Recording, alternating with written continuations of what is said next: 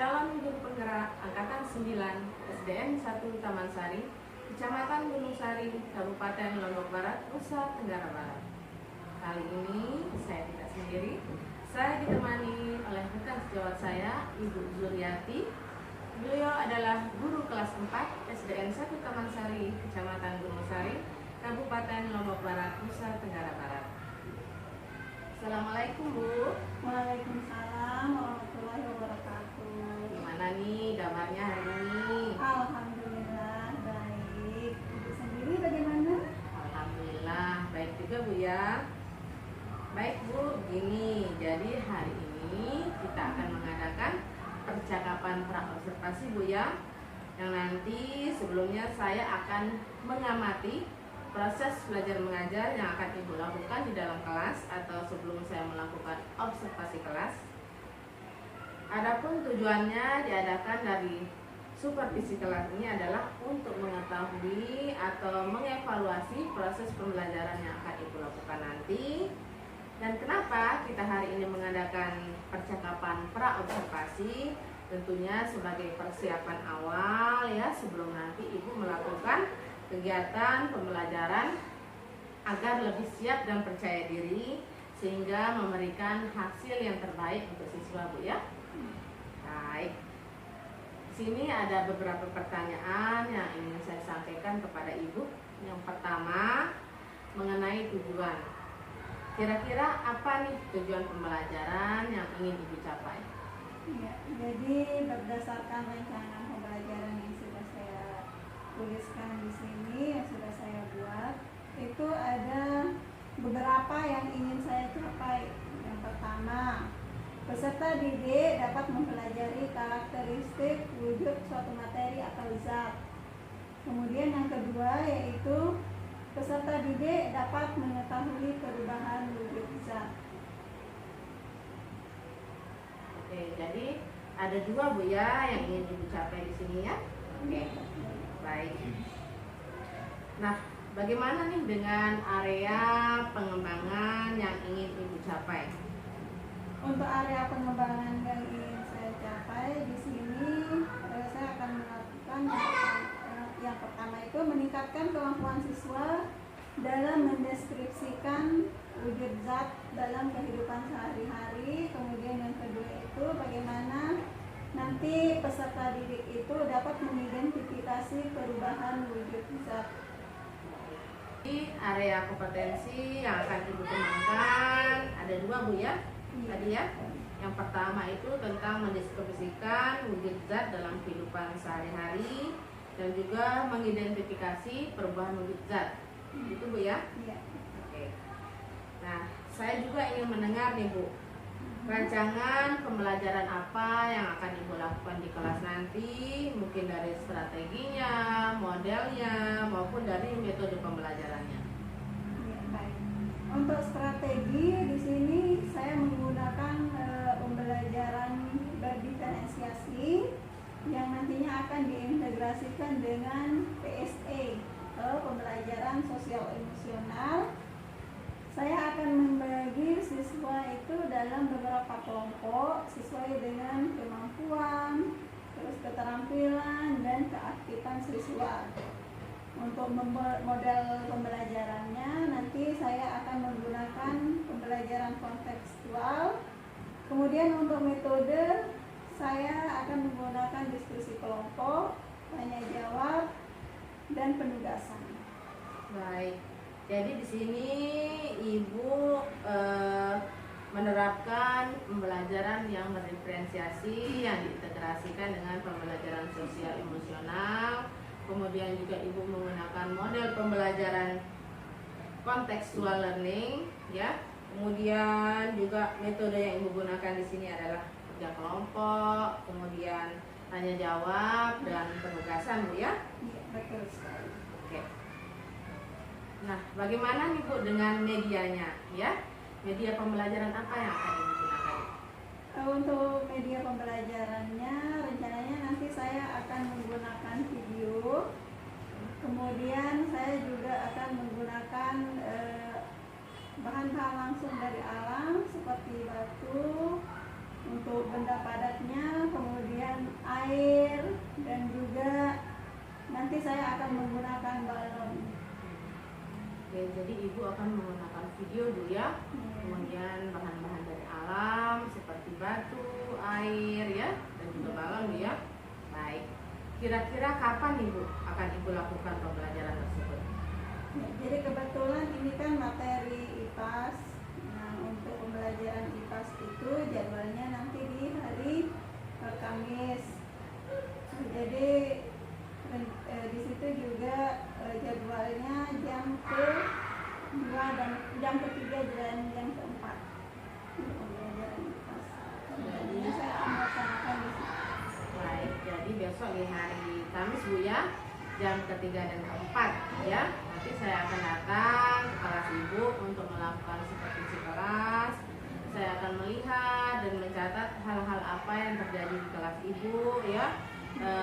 Nanti setelah ibu melakukan observasi atau pembelajaran di kelas, kita ada percakapan sedikit Bu ya, yang terakhir tentang percakapan pasca observasi ya. Semoga berjalan dengan lancar Bu ya. Baik, sebelum kita akhiri, kira-kira apa nih ya yang ibu dapatkan dari percakapan kita kali ini? Dari percakapan kita kali ini saya mendapatkan gambaran mengenai media apa yang akan saya gunakan nanti. Jadi saya bisa mempersiapkannya dengan maksimal. Oke, baik. Jadi ada gambaran Bu ya tentang media apa yang akan ibu gunakan nanti Bu ya. Baik, terima kasih Ibu sudah bersedia berbincang-bincang ya, melakukan percakapan pasca observasi. Sampai ketemu nanti di observasi Bu ya, dan pasca observasi. Baik Bu, terima kasih sekali lagi. Terima kasih juga. Assalamualaikum. Waalaikumsalam warahmatullahi wabarakatuh. Selamat pagi anak-anak. Pagi. Bagaimana kabarnya pagi ini? Ada yang nggak masuk? Ada. Siapa yang nggak masuk? Ada. Iya, dia kenapa mau lama? Ada alasan. Terus yang pakai kenapa? Ya, kita doakan temannya yang sakit supaya segera diberi kesehatan, dan kita semua juga diberi kesehatan ya, supaya tetap semangat sekolahnya nanti ya. Bagaimana perasaan kalian pagi ini? Nah, ada yang sedih? Semua senang ya? Senangnya kenapa? Apa? Karena sarapan enak mungkin? Kata dikasih bekal yang banyak ya sama orang tuanya tadi. Baiklah anak-anak, sekarang pagi ini kita akan belajar ya. Tapi sebelum belajar, mari kita berdoa dulu seperti biasa. Silakan ketua kelas untuk memimpin teman-temannya berdoa ya. Sebelum kita belajar, mari kita berdoa menurut agama dan cara masing-masing. Berdoa. Berdoa selesai. Siap ini? Ya. Biar lebih semangat lagi, kita menyanyikan lagu tradisional dulu ya. Itu Garuda Pancasila, semua hafal?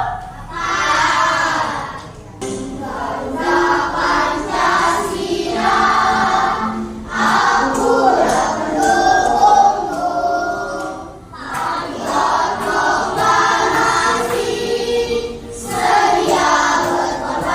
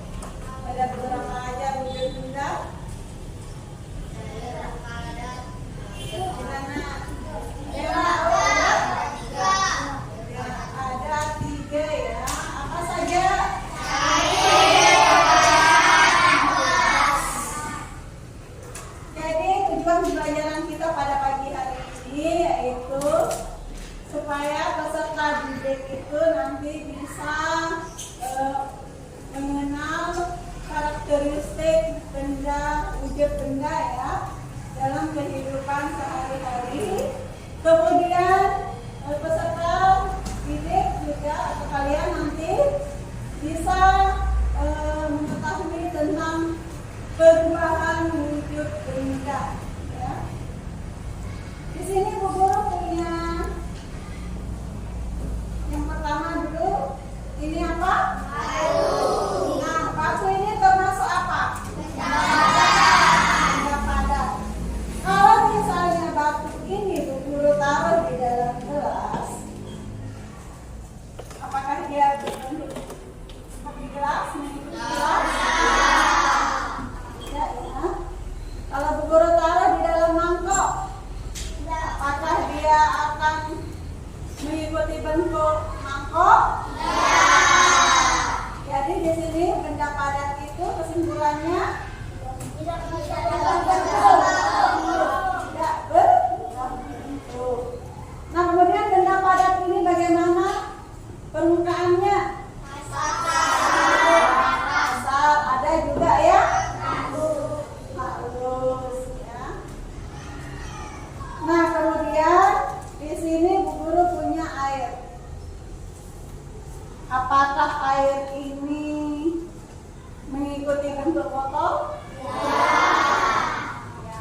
Jadi ketika air itu ditaruh di dalam botol, maka dia akan mengikuti bentuk botol.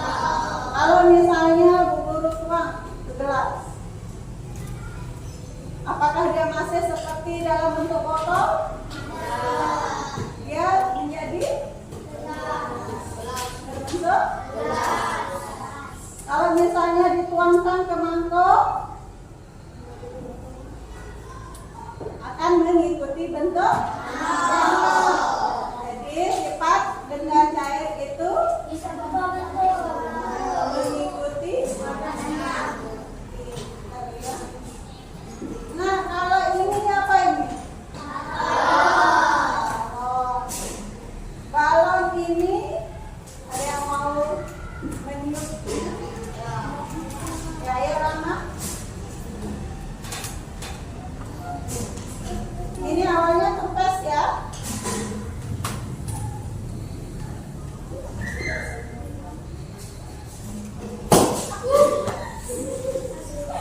Pelan-pelan. Masa dia meledak itu? Coba yang ini.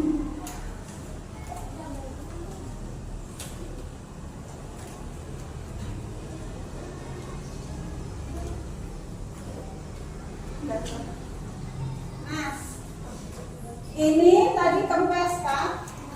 Sekarang jadi embun. Kenapa bisa begitu? Karena di dalamnya ada udara. Jadi sifat udara atau gas itu apa? Menempati ruang ya. Jadi kalau misalnya dia dilepas, maka dia akan kembali. Udaranya atau gasnya sudah tidak. Jadi dia kalau ditiup, terus hidup, lalu dia akan ada. Ya, sudah tahu semua ya? Kalau mejanya itu termasuk benda apa? Bisa berubah bentuk? Ada enggak yang benda padat bisa berubah bentuk? Ada?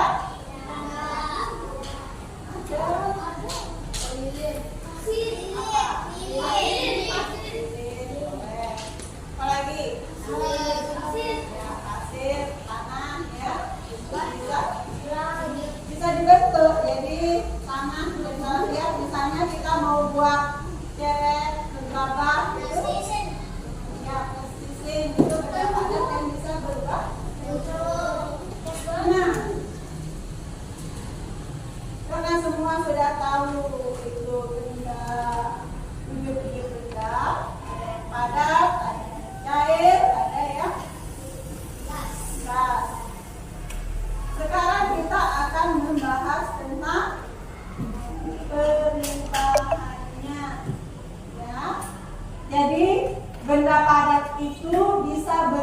berubah wujud menjadi benda cair. Benda cair juga akan bisa berubah menjadi benda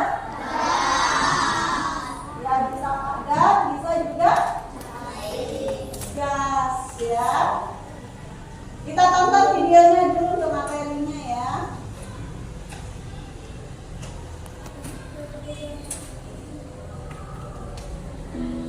Assalamualaikum warahmatullahi wabarakatuh. Halo anak-anak, jumpa lagi bersama Miss Vivi di IPAS Kelas. Di video kali ini Miss akan membantu pemirsa. Semoga sehat-sehat, sudah siap belajar. Pasti sudah siap semua. Yuk simak baik-baik.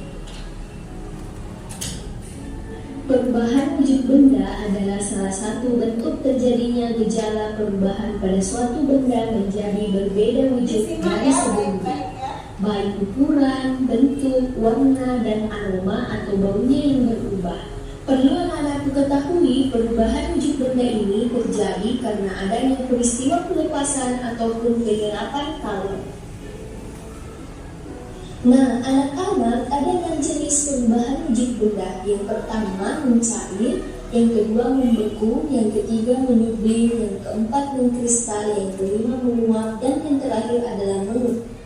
Ya, jadi di sini di video ini ada berapa perubahan wujud benda? Ada?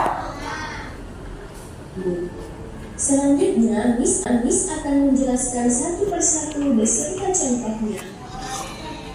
Mencair merupakan perubahan wujud benda padat menjadi cair akibat suhu yang panas. Nah, anak-anak, agar terjadi perubahan wujud mencair, maka memerlukan panas atau kalori yang mempengaruhi zat benda tersebut. Anak-anak, perubahan wujud benda ini disebut juga dengan istilah meleleh. Contohnya, mentega yang dipanaskan, es batu yang dibiarkan mencair. Anak-anak, contoh perubahan wujud benda padat menjadi cair yang pertama yaitu pada saat kita melelehkan coklat batang menjadi lebih kental dengan memanaskannya di kompor. Yang kedua yaitu membakar lilin yang dapat meleleh karena adanya energi panas yang membuat bahan lilin menjadi cair. Anak-anak, selanjutnya yaitu membeku. Membeku adalah bentuk perubahan wujud yang terjadi pada benda cair menjadi benda padat. Perubahan wujud membeku bisa dikatakan kebalikan dari mencair. Contohnya pada saat kita membuat agar-agar, adonan agar-agar mulanya cair kemudian membeku. Contoh lainnya yaitu membekukan air di freezer menjadi es batu atau membekukan bahan cair lainnya. Berikutnya yaitu menguap. Menguap adalah bentuk perubahan wujud yang terjadi pada benda cair menjadi zat gas. Nah, anak-anak, menguap adalah perubahan wujud yang memerlukan air atau pemanasan. Perubahan tersebut tidak hanya terjadi pada zat cair saja, namun juga bisa terjadi di dalam tubuh manusia.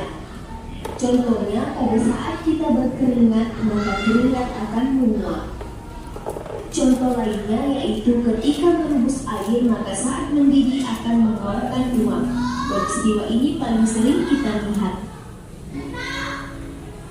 Mengembun. Mengembun adalah bentuk perubahan wujud yang terjadi pada benda gas menjadi benda cair. Pengembunan terjadi pada gas di udara yang dingin atau suhu rendah menjadi butiran-butiran air. Contohnya embun pagi yang terlihat pada daun, dan gelas kaca yang mengembun karena berisi air dingin atau es batu. Selanjutnya menyublim. Menyublim merupakan bentuk perubahan wujud yang terjadi pada benda padat menjadi material gas. Anak-anak, proses perubahan wujud dengan menyublim membutuhkan kalor atau energi panas agar benda padat tersebut bisa berubah menjadi molekul gas di udara. Contoh menyublim yaitu meletakkan kapur barus atau kamper di suatu ruangan, maka lama-kelamaan akan habis karena menyublim ke udara. Anak-anak yang terlahir yaitu mengkristal. Mengkristal adalah bentuk perubahan wujud yang terjadi pada material gas menjadi material yang lebih padat. Perubahan wujud ini terjadi karena adanya pelepasan energi panas atau kalor pada suhu yang lebih rendah dan rendah. Contoh mengkristal yaitu pada proses pembuatan gula pasir dari tebu mengalami perubahan wujud. Saat tebu dikristalkan menjadi gula pasir. Yang pertama itu mencair, ya, mencair itu merupakan wujud benda dari padat ke cair. Kemudian sebaliknya yaitu membeku. Kalau membeku itu dari cair ke padat. Kemudian ada menguap. Kalau menguap itu dari ya air menjadi gas. Kemudian ada kebalikannya mengembun. Kalau mengembun itu ya. Kemudian yang kelima yaitu mengkristal. Kalau mengkristal dari gas menjadi padat. Sebaliknya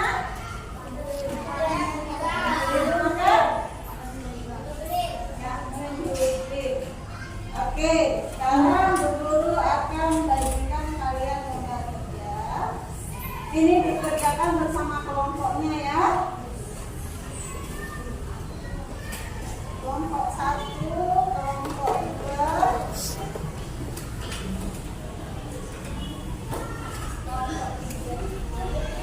Nah, silakan kalian isi di situ kelompoknya, kelas, nama anggotanya, kemudian kalian jawab lembar kerjanya ya. Silakan kalian diskusikan bersama teman-teman. Nanti setelah selesai kalian presentasikan di depan ya. Ada kesulitan?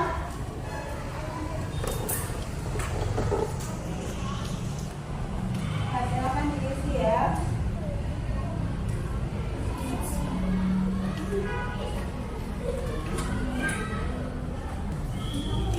Isi dulu.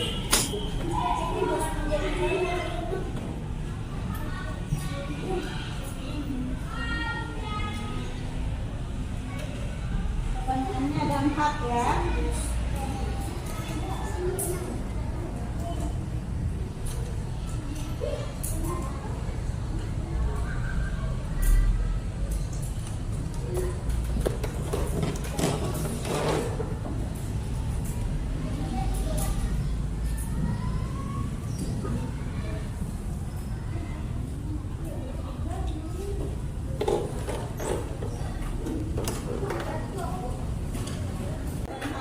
Silakan. Dan sudah siap?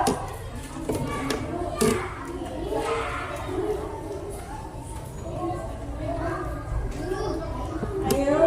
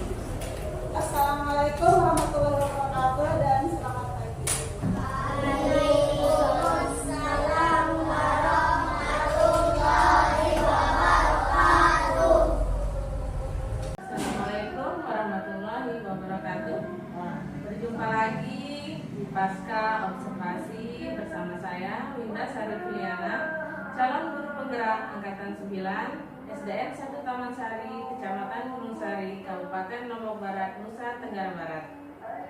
Saya masih ditemani oleh Ibu Zuliati, guru yang telah diobservasi, dan juga ditemani oleh pengajar praktek Ibu Bunda Nurin, ya, sebagai pengajar praktek pada angkatan guru penggerak angkatan 9. Baik, assalamualaikum Bunda.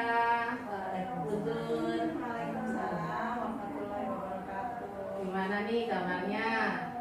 Alhamdulillah baik. Alhamdulillah baik ya, sehat semua ya. Baik.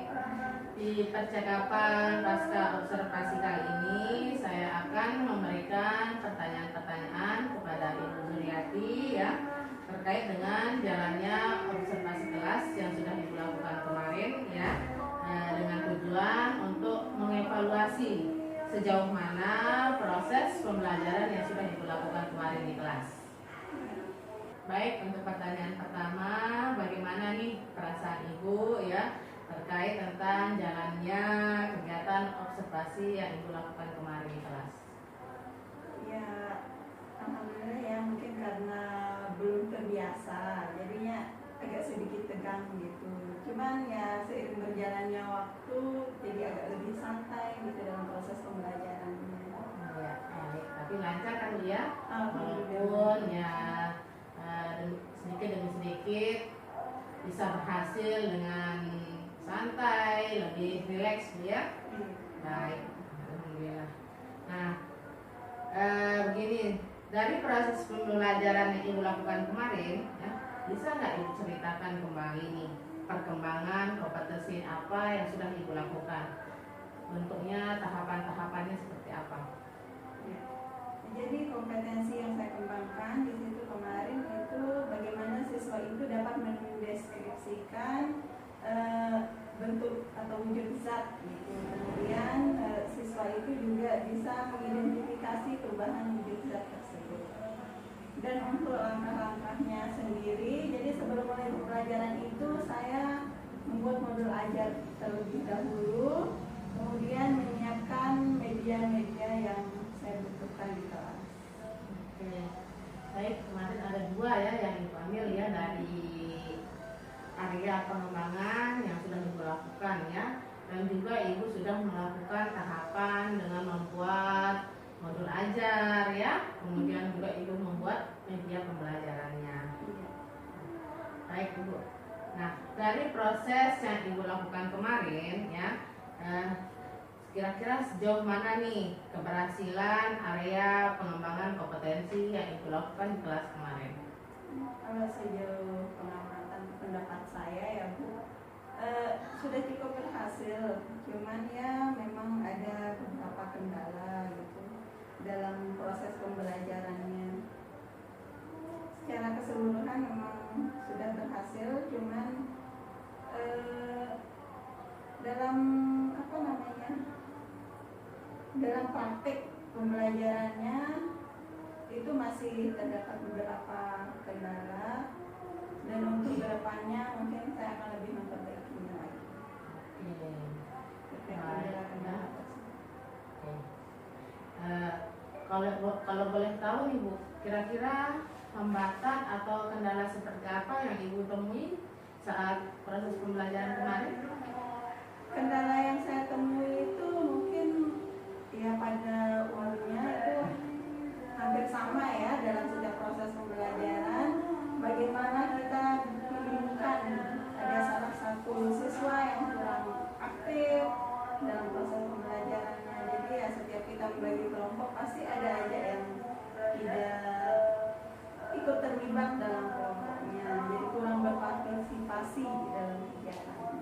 Baik, jadi kendalanya masih ada beberapa siswa yang kurang aktif ya, kurang berpartisipasi ya pada saat proses kerja kelompok ya. Baik itu ya. Nah, terkait dengan kekurangan dan kendala yang Ibu hadapi kemarin ya, kira-kira apa yang akan Ibu lakukan ke depannya untuk mengatasi hal tersebut?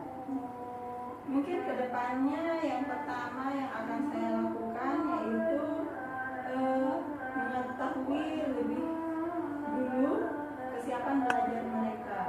Jadi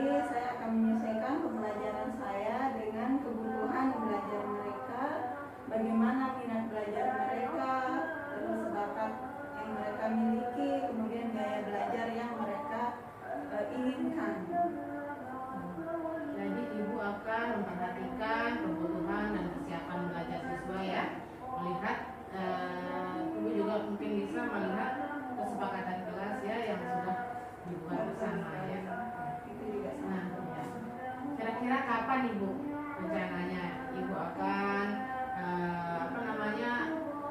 memperbaiki atau merencanakan solusi-solusi atas permasalahan tadi? Untuk rencananya saya belum bisa memastikan Ibu, tapi secepatnya saya akan melakukan rencana-rencana tersebut. Jadi akan Ya. secepatnya Bu ya. Walaupun tidak dalam waktu dekat ini, tapi secepatnya akan saya lakukan. Nah, kita sudah berada di akhir sesi dan yang tadi merupakan pertanyaan terakhir Bu ya. Mudah-mudahan apa yang Ibu rencanakan ya bisa terrealisasi dengan baik dan lancar Bu ya. Semoga kedepannya pembelajaran yang Ibu lakukan terus berjalan dengan baik. Baik Ibu, terima kasih. Nah, sekarang selanjutnya saya akan beri kesempatan kepada Ibu Rin selaku pengajar praktik ya untuk memberikan umpan balik atau tanggapan terhadap proses pasca observasi yang sudah kami lakukan. Silakan Mbak. Ini tadi saya dengar menyimak dari Ibu Zuriati bahwa tadi ada beberapa coaching ya, pertanyaan dari Bu Winda itu sangat bagus, apa sih sudah sesuai dengan alur Tirta di situ mengenai langkah-langkah dalam pembelajaran, terus kemudian pembelajaran sesuai dengan kebutuhan siswa, terus kemudian bagaimana cara mengatasi solusinya sehingga menemukan metode yang pas untuk siswa tadi, peserta didik. Mudah-mudahan dalam pembelajaran ini terus berlanjut, kemudian mempunyai tujuan dalam pembelajaran yang sesuai dengan Ki Hajar Dewantara ya, pembelajaran berdasarkan kodrat anak, kodrat manusia. Baik Ibu, terima kasih banyak atas tanggapan dan umpan baliknya. Baik, akhirnya seluruh rangkaian kegiatan supervisi akademik ya sudah berjalan, yang dimulai dari pra observasi, kemudian observasi dan pasca observasi. Saya ucapkan terima kasih sekali lagi kepada Ibu Zuriati dan Ibu Nurin ya.